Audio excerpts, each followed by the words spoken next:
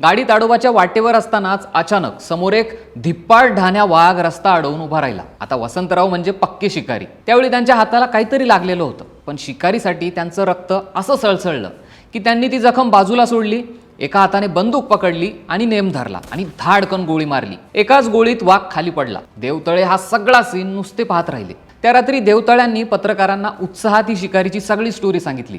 दुसऱ्या दिवशी सगळ्या पेपरच्या पहिल्या पानावर वसंतरावांच्या शिकारीचे फोटो आणि बातम्या आल्या। पण हा विषय पुढे विधानसभेत गाजला।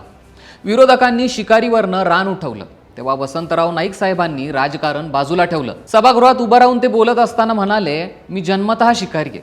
वाघ समोर आल्यावर माझं शिकारीचं भान हरपलं। ही माझी चूक आहे आणि तुम्ही द्याल ती शिक्षा मला मान्य आहे। हे बोलताना त्यांच्या डोळ्यात पाणी आलं होतं। त्यांच्या त्या प्रांजळ कबुलीने त्या दिवशी सभागृह शांत झालं। एका मोठ्या नेत्याने आपली चूक जाहीरपणे मान्य केल्यावर त्या प्रकरणावर विरोधकांनी सन्मानाने पडदा टाकला।